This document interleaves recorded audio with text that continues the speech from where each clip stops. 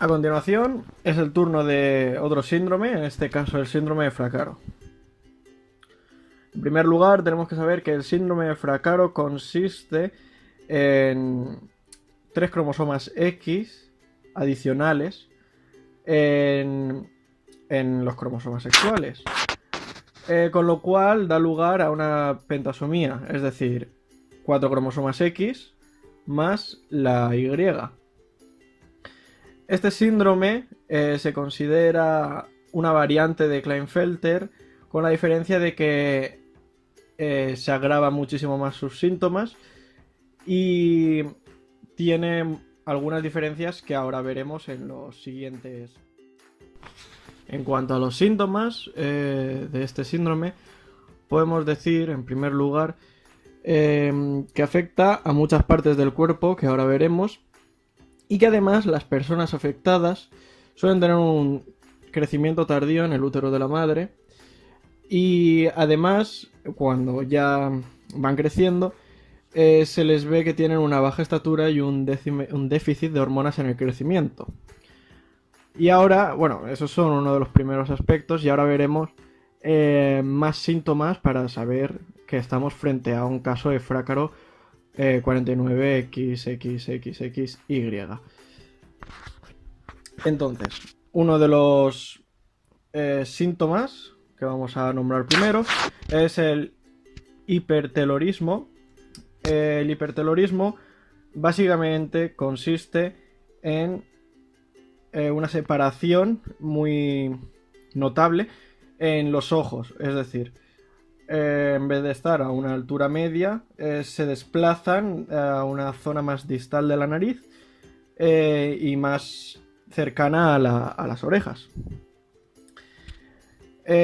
Por otro lado, otro de los síntomas son los pliegues epicánticos. Estos pliegues son también muy comunes en otros síndromes, como el síndrome de Down. Y es un pliegue que, como podemos ver aquí en la imagen, está a la altura del lagrimal y bueno, es una caracterización en la cara de la persona que pues destaca mucho para, en este caso, este síndrome. Por otro lado tenemos el prognatismo. El prognatismo es la protusión de la mandíbula hacia afuera, una protusión de la mandíbula. Como vemos en la imagen, un cráneo normal sería el de arriba, mientras que un cráneo con protusión sería el de abajo, es decir, la mandíbula se extiende hacia afuera, del interior hacia afuera. Esto se puede corregir pues con intervenciones quirúrgicas. Por otro lado tenemos los pliegues de las orejas. Otro síntoma que podemos ver, como en la imagen representa, es el pliegue de las orejas, es decir, en vez de una oreja contorneada y bien definida, tenemos una oreja que se achata, se aplana, se puede doblar sobre sí misma y puede ser sobre la parte del cartílago de arriba o sobre el lóbulo de la oreja. Además tenemos problemas oculares como pueden ser el estrabismo, y que, como todos sabemos, el estrabismo es cuando los ojos no están enfocando a la dirección que deberían, sino que uno tiene un movimiento independiente. Y otro caso de defectos oculares sería la miopía severa, esa que sobrepasa unas 4 dioptrías más o menos.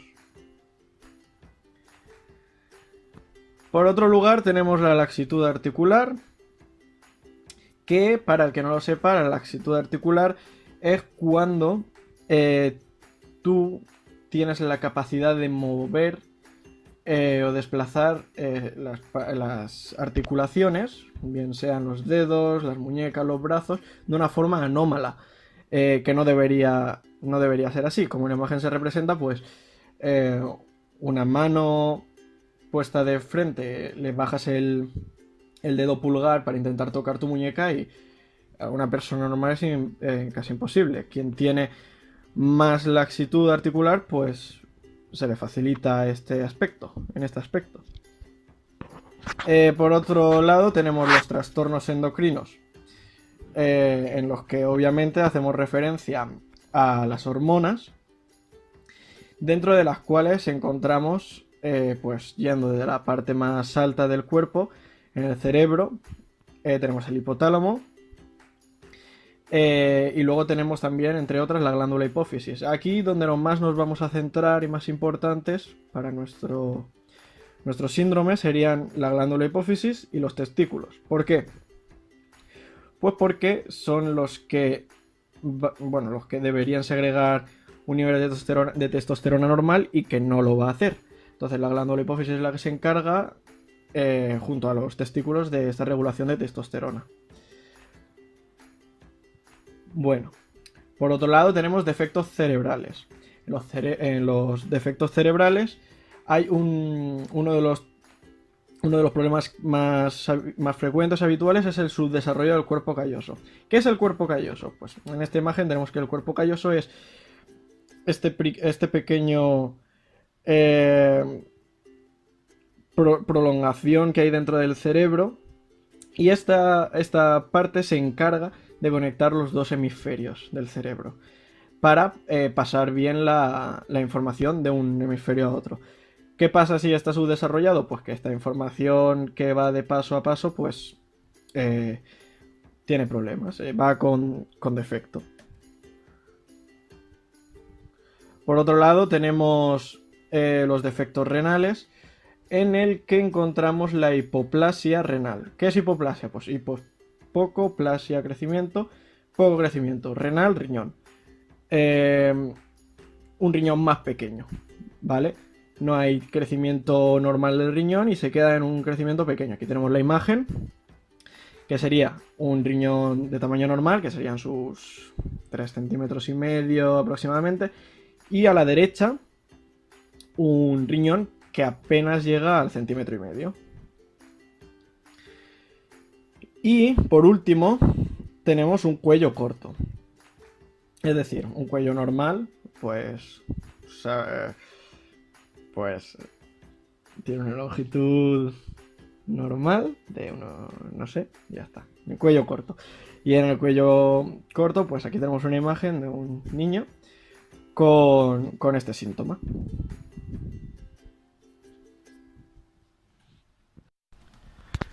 Muy bien, una vez visto los síntomas podemos pasar al patrón de herencia.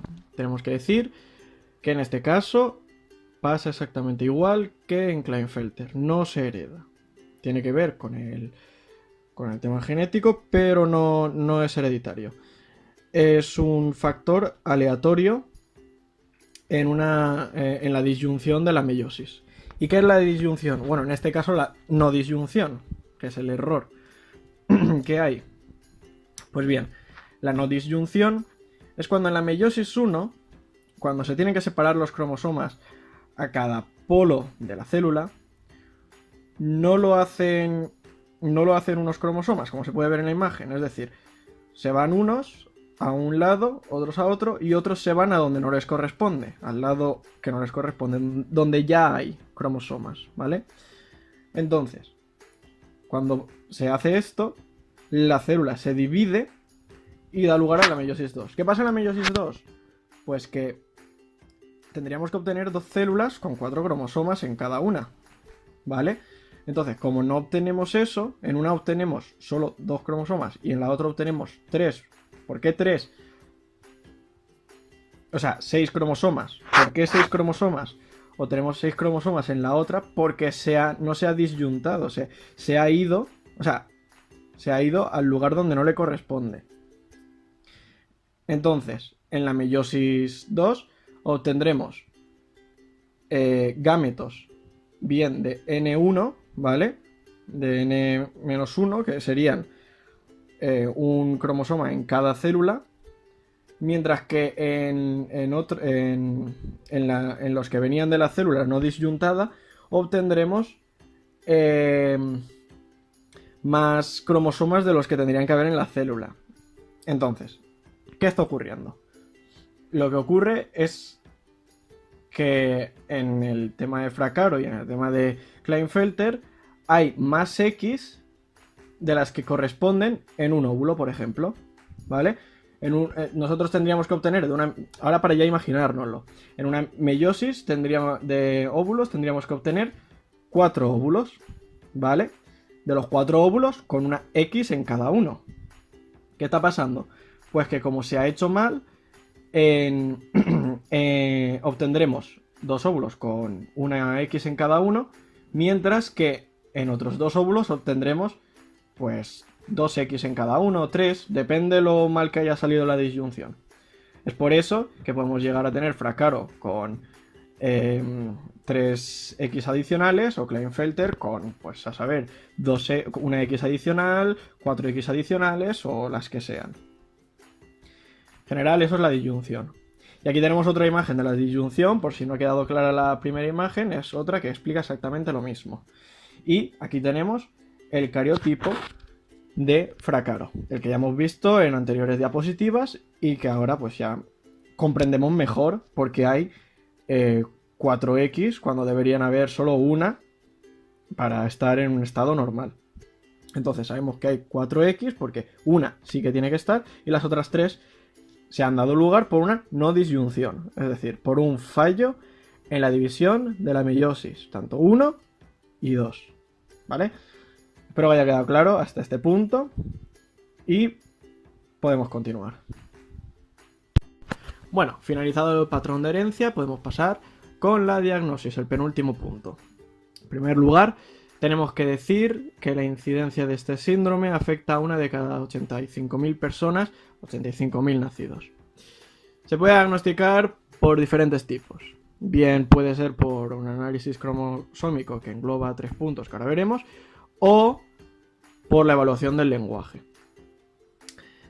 Vale, en cuanto a análisis cromosómico, tenemos las iniciales CVS, que hacen referencia al muestreo de vellosidades coriónicas, que se ha explicado ya en un anterior punto.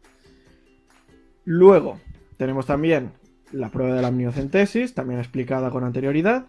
También se realiza en la detección de este síndrome. Y luego tenemos las técnicas Array-CGH, que sus iniciales quieren decir hibridación genómica comparativa. ¿En qué consiste esta? Que no la hemos explicado. Pues esta consta en varias etapas, ¿vale? En primer lugar, se tiene que realizar una biopsia embrionaria para obtener la célula que se quiera analizar. En segundo lugar, tendremos que extraer el ADN de cada célula que se quiera analizar en el laboratorio de genética y luego se amplifica el ADN y más tarde, después de amplificar el ADN, se tiene que analizar todos los cromosomas de cada biopsia que se ha hecho. Entonces, ya teniendo esto, en esta técnica veremos las pérdidas o ganancias, como se ve en la imagen, de las regiones cromosómicas, que harán que el embrión o no sea viable, o no se produzca el embarazo, o se produzca un aborto, ¿vale? Eso es lo que indicarán estas ganancias y pérdidas de este proceso, ¿vale? Que es el Array-CGH. Y con esto, con esta imagen y esta explicación, espero que haya quedado medianamente claro. Tampoco es en lo que más nos vamos a centrar. Y, por otra parte, tenemos la evaluación del lenguaje, que más adelante se explicará en qué consiste, pero es ahora a grandes rasgos, a pequeñas pinceladas, que las personas que padecen tanto Klinefelter como Fracaro, como el 47XI, padecen un problema del lenguaje que veremos en posteriores diapositivas. Bueno, ya visto la diagnosis, podemos pasar al último punto, que sería el tratamiento. Vale, ¿qué ocurre con este síndrome? Pues que no existe cura. Entonces, como no existe cura, hay que intentar hacer que el paciente se adapte lo mejor posible para luchar contra este tipo de inconvenientes que hemos dicho antes en la sintomatología. Entonces, el tratamiento va a depender de los síntomas que tenga, depende de los síntomas que tiene, pues tendrá que acudir a más especialistas o menos, ¿vale? Todo depende del grado de maldad que tenga la persona afectada del síndrome. Bueno, tiene que haber, como hemos dicho, un grupo de especialistas. En este grupo de especialistas se incluyen estas personas, los cardiólogos, que se encargarán pues de ver el funcionamiento, valga la redundancia, cardiológico de los pacientes, los fisioterapeutas, que se encargarán de la movilidad, de la ayuda en la fuerza de estas personas, de todo ese tipo de rehabilitaciones. Por otra parte, los terapeutas del habla, que ayudarán a estas personas, a estos pacientes, sobre todo a niños, es con los que se empieza, se ayudará a la mejora del habla y a la integridad en la sociedad, pues con eso, con la capacidad de poder comunicarse. Luego tienes los oftalmólogos. Como hemos dicho, uno de los síntomas eran defectos en la visión. Entre ellos la miopía severa. Pues precisarán de oftalmólogos que ayuden a la mejora de estos estos síntomas. Luego los neurólogos. También hemos dicho que había otro tipo de síntoma que afectaba a un defecto cerebral. Pues ellos se encargarán de mejorar y hacer que el paciente esté en el mejor estado posible dentro de este síndrome y de su malestar, vaya. Y luego los endocrinólogos, que serán pues los encargados de recetar terapias hormonales y ayudar a esta estabilización del sistema hormonal de la persona que padece el síndrome de Fracaro. Con esto ya habríamos finalizado el síndrome de Fracaro y os dejo con mi compañera Elena, que va a continuación a comentar el próximo síndrome.